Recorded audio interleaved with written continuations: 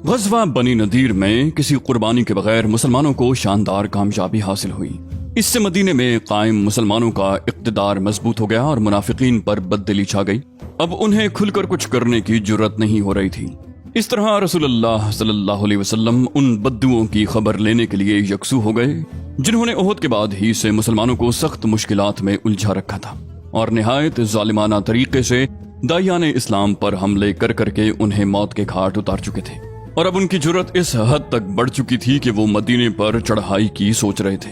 چنانچہ غزوہ بنو نذیر سے فارغ ہو کر رسول اللہ صلی اللہ علیہ وسلم ابھی ان بدعہدوں کی تعذیب کے لیے اٹھے بھی نہ تھے کہ آپ علیہ السلام کو اطلاع ملی کہ بنی غطفان کے دو قبیلے بنو محارب اور بنو سلبہ لڑائی کے لیے بدوؤں اور آرابیوں کی نفری فراہم کر رہے ہیں۔ اس خبر کے ملتے ہی نبی صلی اللہ علیہ وسلم نے نجد پر یلغار کا فیصلہ کیا اور صحرائے نجد میں دور تک گھستے چلے گئے، جس کا مقصد یہ تھا کہ ان سنگ دل بدوؤں پر خوف طاری ہو جائے اور وہ دوبارہ مسلمانوں کے خلاف پہلے جیسی سنگین کارروائیوں کے اعادے کی جرأت نہ کریں۔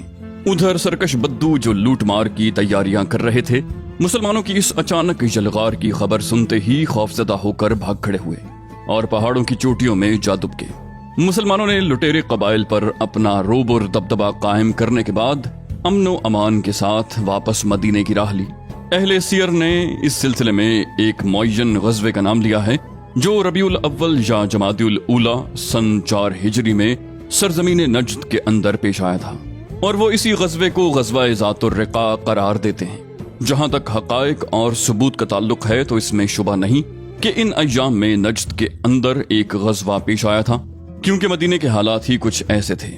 ابو سفیان نے غزوہ احد سے واپسی کے وقت آئندہ سال میدان بدر میں جس غزوے کے لیے للکارا تھا اور جسے مسلمانوں نے منظور کر لیا تھا، اب اس کا وقت قریب آ رہا تھا، اور جنگی نقطہ نظر سے یہ بات کسی طرح مناسب نہ تھی کہ بدوؤں اور آراب کو ان کی سرکشی اور بغاوت پر قائم چھوڑ کر بدر جیسی زوردار جنگ میں جانے کے لیے مدینہ خالی کر دیا جائے، بلکہ ضروری تھا کہ میدان بدر میں جس ہولناک جنگ کی توقع تھی اس کے لیے نکلنے سے پہلے ان بدوؤں کی شوکت پر ایسی ضرب لگائی جائے کہ انہیں مدینے کا رخ کرنے کی جرأت نہ ہو۔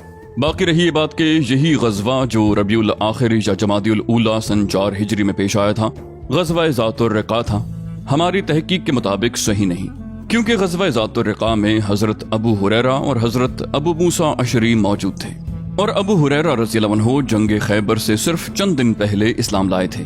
اسی طرح حضرت ابو موسیٰ اشعری مسلمان ہو کر یمن سے روانہ ہوئے تو ان کی کشتی ساحل حبشہ سے جا لگی تھی، اور وہ حبشہ سے اس وقت واپس آئے تھے جب نبی علیہ السلام خیبر میں تشریف فرما تھے۔ اس طرح وہ پہلی بار خیبر ہی کے اندر خدمت نبوی میں حاضر ہو سکے تھے، بس ضروری ہے کہ غزوہ ذات الرقاع غزوہ خیبر کے بعد پیش آیا ہو۔ سن 4 ہجری کے ایک عرصے بعد غزوہ ذات الرقاع کے پیش آنے کی ایک علامت یہ بھی ہے کہ نبی علیہ السلام نے غزوہ ذات الرقاع میں صلاۃ خوف پڑھی تھی، اور صلاۃ خوف پہل غزوہ اسفان میں پڑھی گئی، اور اس میں کوئی اختلاف نہیں کہ غزوہ اسفان کا زمانہ غزوہ خندق کے بعد کا ہے، جبکہ غزوہ خندق کا زمانہ 5 ہجری کے اخیر کا ہے۔ در حقیقت غزوہ اسفان سفر حدیبیہ کا ایک ضمنی واقعہ ہے، اور سفر حدیبیہ 6 ہجری کے اخیر میں پیش آیا تھا، جس سے واپس آ کر رسول اللہ نے خیبر کی راہ لی تھی۔ اس لیے اس اعتبار سے بھی غزوہ ذات الرقاع کا زمانہ خیبر کے بعد ہی ثابت ہوتا ہے۔ آراب کی شوکت توڑ دینے اور بدوؤں کے شر سے مطمئن ہو جانے کے بعد مسلمانوں نے اپنے بڑے دشمن قریش سے جنگ کی تیاری شروع کر دی، کیونکہ سال تیزی سے ختم ہو رہا تھا اور احد کے موقع پر طے کیا ہوا وقت قریب آتا جا رہا تھا، اور محمد صلی اللہ علیہ وسلم اور صحابہ کرام کا فرض تھا کہ میدان کارزار میں ابو سفیان اور اس کی قوم سے دو ہاتھ کرنے کے لیے نکلیں اور جنگ کی چکی اس حکمت کے ساتھ چلائیں کہ جو فریق زیادہ ہدایت یافتہ اور پائیدار بقا کا مستحق ہو، حالات کا رخ پوری طرح اس کے حق میں ہو جائے۔ چنانچہ شعبان 4 ہجری جنوری 626 عیسوی میں رسول اللہ صلی اللہ علیہ وسلم نے مدینے کا انتظام حضرت عبداللہ بن رواحہ کو سونپ کر اس طے شدہ جنگ کے لیے بدر کا رخ کیا۔ آپ علیہ السلام کے ہمراہ 1500 کی جمعیت اور 10 گھوڑے تھے۔ آپ علیہ السلام نے فوج کا علم حضرت علی رضی اللہ عنہ کو دیا اور بدر پہنچ کر مشرکین کے انتظار میں خیمہ زن ہو گئے۔ دوسری طرف ابو سفیان بھی 50 سواروں سمیت 2000 مشرکین کی جمعیت لے کر روانہ ہوا اور مکے سے ایک مرحلہ دور وادی مر الزہران پہنچ کر مجنہ نام کے مشہور چشمے پر خیمہ زن ہوا، لیکن وہ مکہ ہی سے بوجھل اور بددل تھا۔ بار بار مسلمانوں کے ساتھ ہونے والی جنگ کا انجام سوچتا تھا اور روب اور ہیبت سے لرز اٹھتا۔ مر الزہران پہنچ کر اس کی ہمت جواب دے گئی اور وہ واپسی کے بہانے سوچنے لگا۔ بالآخر اپنے ساتھیوں سے کہا، قریش کے لوگوں، جنگ اس وقت موزوں ہوتی ہے جب شادابی اور ہریالی ہو کہ جانور بھی چر سکیں اور تم بھی دودھ پی سکو۔ اس وقت خشک سالی ہے، لہٰذا میں واپس جا رہا ہوں، تم بھی واپس چلو۔ ایسا معلوم ہوتا ہے کہ سارے ہی لشکر کے اعصاب پر خوف و ہیبت سوار تھی، کیونکہ ابو سفیان کے اس مشورے پر کسی قسم کی مخالفت کے بغیر سب نے واپسی کی راہ لی اور کسی نے بھی سفر جاری رکھنے اور مسلمانوں سے جنگ لڑنے کی رائے نہ دی۔ ادھر مسلمانوں نے بدر میں 8 روز تک ٹھہر کر دشمن کا انتظار کیا اور اس دوران اپنا سامان تجارت بیچ کر 1 درہم کے 2 درہم بناتے رہے۔ اس کے بعد اس شان سے مدینہ واپس آئے کہ جنگ میں پیش قدمی ان کے ہاتھ آ چکی تھی، دلوں پر ان کی دھاک بیٹھ چکی تھی اور ماحول پر ان کی گرفت مضبوط ہو چکی تھی۔ یہ غزوہ بدر موعد، بدر ثانیہ اور بدر آخرہ اور بدر صغرا کے نام سے معروف ہے۔ رسول اللہ صلی اللہ علیہ وآلہ وسلم بدر سے واپس ہوئے تو ہر طرف امن و امان قائم ہو چکا تھا اور پوری اسلامی قلمرو میں اطمینان کی باد بہاری چل رہی تھی۔ اب آپ علیہ السلام عرب کی آخری حدود تک توجہ فرمانے کے لیے فارغ ہو چکے تھے اور اس کی ضرورت بھی تھی تاکہ حالات پر مسلمانوں کا غلبہ اور کنٹرول رہے اور دوست اور دشمن سبھی اس کو محسوس اور تسلیم کریں۔ چنانچہ بدر صغرا کے بعد 6 ماہ تک آپ علیہ السلام نے اطمینان سے مدینے میں قیام فرمایا۔ اس کے بعد آپ کو اطلاعات ملی کہ شام کے قریب دومت الجندل کے گرد آباد قبائل آنے جانے والے قافلوں پر ڈاکے ڈال رہے ہیں اور وہاں سے گزرنے والی اشیاء لوٹ لیتے ہیں۔ یہ بھی معلوم ہوا کہ انہوں نے مدینے پر حملہ کرنے کے لیے ایک بڑی جمعیت فراہم کر لی ہے۔ ان اطلاعات کے پیش نظر رسول اللہ صلی اللہ علیہ وسلم نے صبا بن ارفتہ غفاری کو مدینے میں اپنا جانشین مقرر فرما کر 1000 مسلمانوں کی نفری کے ساتھ کوچ فرمایا۔ یہ 25 ربیع الاول 5 ہجری کا واقعہ ہے۔ راستہ بتانے کے لیے بنو عزرا کا ایک آدمی رکھ لیا گیا تھا جس کا نام مذکور تھا۔ اس غزوے میں آپ علیہ السلام کا معمول تھا کہ آپ علیہ السلام رات میں سفر فرماتے اور دن میں چھپے رہتے تاکہ دشمن پر بالکل اچانک اور بے خبری میں ٹوٹ پڑیں۔ قریب پہنچے تو معلوم ہوا کہ وہ لوگ باہر نکل گئے ہیں، لہٰذا ان کے مویشی اور چرواہوں پر ہلہ بول دیا۔ کچھ ہاتھ آئے، کچھ نکل بھاگے۔ جہاں تک دومت الجندل کے باشندوں کا تعلق ہے تو جس کا جدھر سینگ سمایا بھاگ نکلا۔ جب مسلمان دومت الجندل کے میدان میں اترے تو کوئی نہ ملا۔ آپ نے چند دن قیام فرما کر ادھر ادھر متعدد دستے روانہ کیے لیکن کوئی بھی ہاتھ نہ آیا۔ اس غزوے میں اوینیا بن حصن سے مصالحت بھی ہوئی۔ دوما سرحد شام میں ایک شہر ہے، یہاں سے دمشق کا فاصلہ 5 رات اور مدینے کا 15 رات ہے۔ ان اچانک اور فیصلہ کن اقدامات اور حکیمانہ تدبر پر مبنی منصوبوں کے ذریعے نبی صلی اللہ علیہ وسلم نے قلمرو اسلام میں امن و امان بحال کرنے اور صورتحال پر قابو پانے میں کامیابی حاصل کی اور وقت کی رفتار کا رخ مسلمانوں کے حق میں موڑ لیا اور ان اندرونی اور بیرونی مشکلات پہم کی شدت کم کی جو ہر جانب سے انہیں گھیرے ہوئے تھیں۔ چنانچہ منافقین خاموش اور مایوس ہو کر بیٹھ گئے۔ یہود کا ایک قبیلہ جلاوطن کر دیا گیا، دوسرے قبائل نے حق ہمسائیگی اور عہد و پیمان کے ایفا کا مظاہرہ کیا۔ بدو اور آراب ڈھیلے پڑ گئے اور قریش نے مسلمانوں کے ساتھ ٹکرانے سے گریز کیا اور مسلمانوں کو اسلام پھیلانے اور رب العالمین کے پیغام کی تبلیغ کرنے کے مواقع میسر آئے۔ 1 سال سے زیادہ عرصے کی پہم فوجی مہمات اور کارروائیوں کے بعد جزیرت العرب پر سکون چھا گیا تھا اور ہر طرف امن و امان اور آشتی و سلامتی کا دورہ ہو گیا تھا۔ مگر یہود کو جو اپنی خباثتوں، سازشوں اور دسیسہ کاریوں کے نتیجے میں طرح طرح کی ذلت اور رسوائی کا مزہ چکھ چکے ہیں، اب بھی ہوش نہیں آیا تھا۔ انہوں نے غدر و خیانت اور مکر و سازش کے مکروہ نتائج سے کوئی سبق نہیں سیکھا تھا۔ چنانچہ خیبر منتقل ہونے کے بعد پہلے تو انہوں نے یہ انتظار کیا کہ دیکھیں مسلمانوں اور بت پرستوں کے درمیان جو فوجی کشاکش چل رہی ہے اس کا نتیجہ کیا ہوتا ہے۔ لیکن جب دیکھا کہ حالات مسلمانوں کے لیے سازگار ہو گئے ہیں، گردش لیل و نہار نے ان کے اثر و نفوذ کو مزید وسعت دے دی ہے اور دور دور تک ان کی حکمرانی کا سکہ بیٹھ گیا ہے، تو انہیں سخت جلن ہوئی۔ انہوں نے نئے سرے سے سازش شروع کی اور مسلمانوں پر ایک ایسی آخری کاری ضرب لگانے کی تیاری میں مصروف ہو گئے جس کے نتیجے میں ان کا چراغ حیات ہی گل ہو جائے۔ لیکن چونکہ انہیں براہ راست مسلمانوں سے ٹکرانے کی جرت نہ تھی، اس لیے اس مقصد کی خاطر ایک نہایت خوفناک پلان تیار کیا۔ اس کی تفصیل یہ ہے کہ بنو نذیر کے 20 سردار اور رہنما مکے میں قریش کے پاس حاضر ہوئے اور انہیں رسول اللہ صلی اللہ علیہ وسلم کے خلاف آمادہ جنگ کرتے ہوئے اپنی مدد کا یقین دلایا۔ कुरैश ने उनकी बात मान ली। चूंकि वो ओहद के रोज मैदान बदर में मुसलमानों से सफाराई का अहद पैमान करके उसकी खिलाफ वर्जी कर चुके थे, इसलिए उनका ख्याल था कि अब इस मुजव्विज़ा जंगी इक़दाम के जरिए वो अपनी शोहरत भी बहाल कर लेंगे और अपनी कही हुई बात भी पूरी कर देंगे।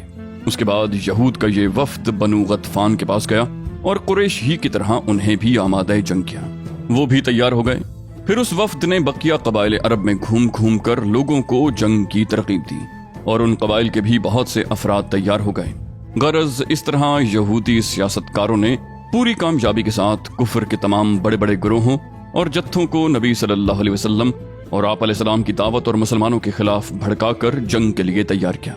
इसके बाद तयशुदा प्रोग्राम के मुताबिक जुनूब से कुरैश, किनाना और तिहामा में आबाद दूसरे हलीफ कबाइल ने मदीने की जानिब कूच किया। इन सब का सिपाही सालार आला अबू सुफियान था और इनकी तादाद 4000 थी। ये लश्कर मर्रुज़ ज़हरान पहुंचा तो बनु सुलैम भी उसमें शामिल हुए। उधर उसी वक्त मशरिक की तरफ से गतफानी कबाइल फजारा, मर्रा और अशजा ने कूच किया। फिजारा का सिपाह सलार उवैनिया बिन हिस्न था, बनु मर्रा का हारिस बिन औफ और बनु अशजा का मसर बिन रुखैला। इन्हीं के ज़िमन में बनु असद और दीगर कबाइल के बहुत से अफराद भी आए थे। इन सारे कबाइल ने एक मुकर्रा वक्त और मुकर्रा प्रोग्राम के मुताबिक मदीने का रुख किया था, इसलिए चंद दिन के अंदर अंदर मदीने के पास 10,000 सिपाह का एक जबरदस्त लश्कर जमा हो गया। ये इतना बड़ा लश्कर था कि गालिबन मदीने की पूरी आबादी औरतों, बच्चों, बूढ़ों और जवानों को मिलाकर भी उसके बराबर न थी। अगर हमला आवरों का ये ठाठे मारता हुआ समंदर मदीने की चहार दीवारी तक अचानक पहुंच जाता तो मुसलमानों के लिए सख्त खतरनाक साबित होता। कुछ अजब नहीं कि उनकी जड़ कट जाती और उनका मुकम्मल सफाया हो जाता, लेकिन मदीने की क़यादत निहायत बेदार और चौकस थी। उसकी उंगलियां हमेशा हालात की नब्ज पर रहती थीं और वो हालात का तज्जिया करके आने वाले वाक़यात का ठीक ठीक अंदाजा भी लगाती थी और उनसे निमटने के लिए मुनासिब तरीन कदम भी उठाती थी। चुनाचे कुफार का लश्कर अजीम जूं ही अपनी जगह से हरकत में आया, मदीने के मुखबरीन ने अपनी क़यादत को उसकी इत्तला फराहम कर दी। इत्तला पाते ही रसूलुल्लाह सल्लल्लाहु अलैहि वसल्लम ने हाई कमान की मजलिस शूरा मुनक्किद की और दिफाई मंसूबे पर सलाह मशवरा किया। अहले शूरा ने गौर व खौस के बाद हजरत सलमान फारसी की एक तजवीज़ मुत्तफ़िक़ा तौर पर मंजूर की। ये तजवीज़ हजरत सलमान फारसी ने इन लफ्ज़ों में पेश की थी कि ए अल्लाह के रसूल, फारिस में जब हमारा मुहासरा किया जाता था तो हम अपने गिर्द खंदक खोद लेते थे। ये बड़ी बाहिकमत दिफाई तजवीज़ थी। अहले अरब उससे वाकिफ न थे। रसूलुल्लाह ने इस तजवीज़ पर फौरन अमल दरामद शुरू फरमाते हुए हर 10 आदमी को 40 हाथ खंदक खोदने का काम सौंप दिया और मुसलमानों ने पूरी मेहनत और दिल जमाई से खंदक खोदनी शुरू कर दी। रसूलुल्लाह सल्लल्लाहु अलैहि वसल्लम इस काम की तरगीब भी देते थे और अमलन इसमें पूरी तरह शरीक भी रहते। चुनाचे सही बुखारी में हजरत सहल बिन साद से मरवी है कि हम लोग रसूलुल्लाह सल्लल्लाहु अलैहि वसल्लम के साथ खंदक में थे।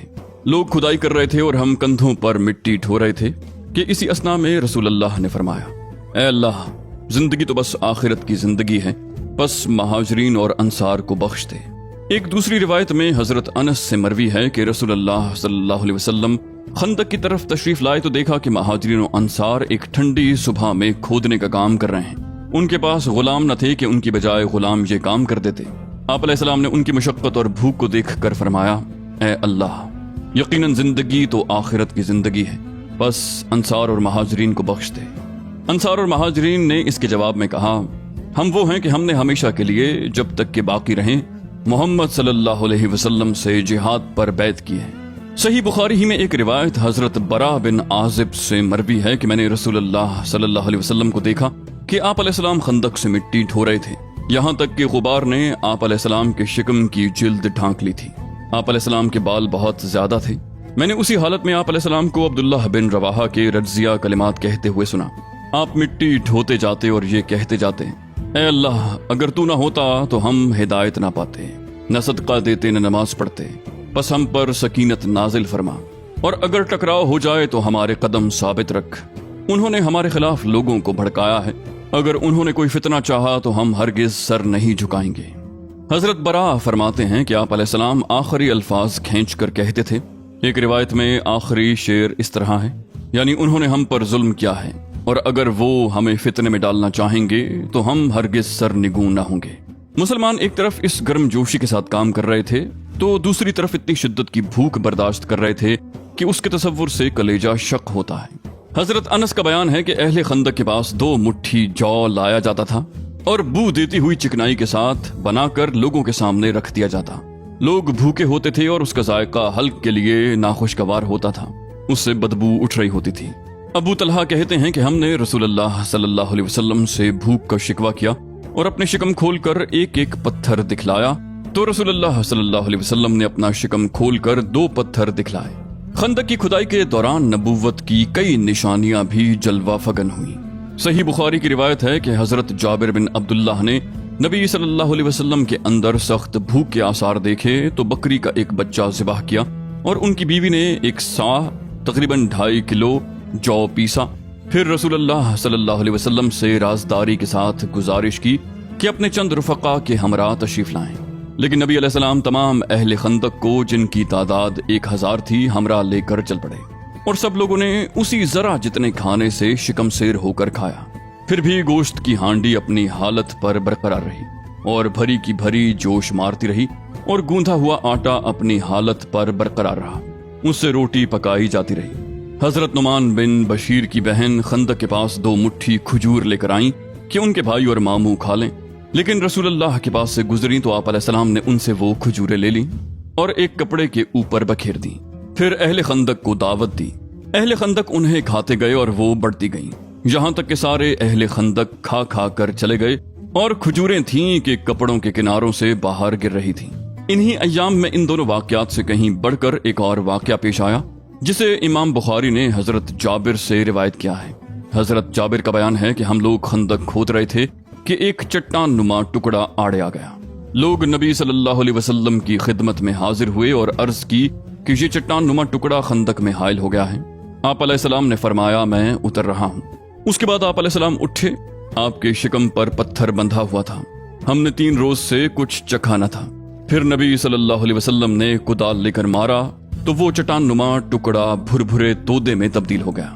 حضرت برا کا بیان ہے کہ جنگ خندق کے موقع پر کھدائی کے دوران ایک سخت چٹان آ پڑی جس سے کدال اچٹ جاتی تھی، کچھ ٹوٹتا ہی نہ تھا۔ ہم نے رسول اللہ سے اس کا شکوہ کیا، آپ علیہ السلام تشریف لائے، کدال لی اور بسم اللہ کہہ کر ایک ضرب لگائی، ایک ٹکڑا ٹوٹ گیا۔ آپ علیہ السلام نے فرمایا اللہ اکبر، مجھے ملک شام کی کنجیاں دے دی گئی ہیں، واللہ میں اس وقت وہاں کے سرخ محلوں کو دیکھ رہا ہوں۔ پھر دوسری ضرب لگائی تو ایک دوسرا ٹکڑا کٹ گیا اور فرمایا اللہ اکبر، مجھے فارس دیا گیا ہے، واللہ میں اس وقت مدائن کا سفید محل دیکھ رہا ہوں۔ پھر تیسری ضرب لگائی اور فرمایا بسم اللہ، باقی ماندہ چٹان بھی کٹ گئی۔ پھر فرمایا اللہ اکبر، مجھے یمن کی کنجیاں دی گئی ہیں، واللہ میں اس وقت اپنی جگہ سے صنعاء کے پھاٹک دیکھ رہا ہوں۔ ابن اسحاق نے ایسی ہی روایت حضرت سلمان فارسی سے ذکر کی ہے۔ چونکہ مدینہ کے علاوہ باقی اطراف سے ہررے یعنی چٹانوں، پہاڑوں اور کھجور کے باغات سے گھرا ہوا ہے، اور نبی علیہ السلام ایک ماہر اور تجربہ کار فوجی کی حیثیت سے یہ جانتے تھے کہ مدینے پر اتنے بڑے لشکر کی یورش صرف شمال ہی کی جہت سے ہو سکتی ہے، اس لیے آپ علیہ السلام نے صرف اسی جانب خندق کھدوائی۔ مسلمانوں نے خندق کھودنے کا کام مسلسل جاری رکھا، دن بھر کھدائی کرتے اور شام کو گھر پلٹ آتے، یہاں تک کہ مدینے کی دیواروں تک کفار کے لشکر جرار کے پہنچنے سے پہلے مقررہ پروگرام کے مطابق خندق تیار ہو گئی۔ ادھر قریش اپنا 4000 کا لشکر لے کر مدینہ پہنچے تو روما، جرف اور زغابہ کے درمیان مجمع الاسیال میں خیمہ زن ہوئے، اور دوسری طرف سے غطفان اور ان کے نجدی ہم سفر 6000 کی نفری لے کر آئے تو احد کے مشرقی کنارے زنب نقمی میں خیمہ زن ہوئے۔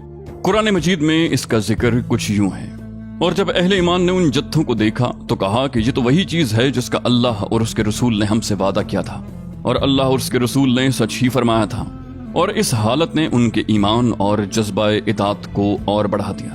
لیکن منافقین اور کمزور نفس لوگوں کی نظر اس لشکر پر پڑی تو ان کے دل دہل گئے، چنانچہ ارشاد ہوا، اور جب منافقین اور وہ لوگ جن کے دلوں میں بیماری ہے کہہ رہے تھے کہ اللہ اور اس کے رسول نے ہم سے جو وعدہ کیا تھا وہ محض فریب تھا۔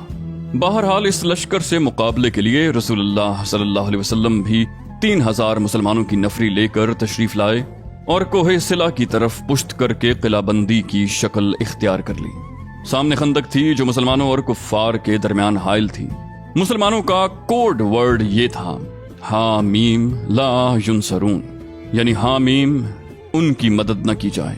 مدینے کا انتظام حضرت ابن ام مکتوم کے حوالے کیا گیا تھا۔ اور عورتوں اور بچوں کو مدینے کے قلعوں اور گڑیوں میں محفوظ کر دیا گیا تھا۔ جب مشرکین حملے کی نیت سے مدینے کی طرف بڑھے تو کیا دیکھتے ہیں کہ ایک چوڑی سی خندق ان کے اور مدینے کے درمیان حائل ہے۔ مجبوراً انہیں محاصرہ کرنا پڑا، حالانکہ وہ گھروں سے چلتے وقت اس کے لیے تیار ہو کر نہیں آئے تھے، کیونکہ دفاع کا یہ منصوبہ خود ان کے بقول ایک ایسی چال تھی جس سے عرب واقف ہی نہ تھے، لہٰذا انہوں نے اس معاملے کو سرے سے اپنے حساب میں داخل ہی نہ کیا تھا۔ مشرکین خندق کے پاس پہنچ کر غیظ و غضب سے چکر کاٹنے لگے۔ انہیں ایسے کمزور نقطے کی تلاش تھی جہاں سے وہ اتر سکیں۔ ادھر مسلمان ان کی گردش پر پوری نظر رکھے ہوئے تھے اور ان پر تیر برساتے رہتے تھے تاکہ انہیں خندق کے قریب آنے کی جرت نہ ہو، وہ اس میں نہ کود سکیں اور نہ مٹی ڈال کر عبور کرنے کے لیے راستہ بنا سکیں۔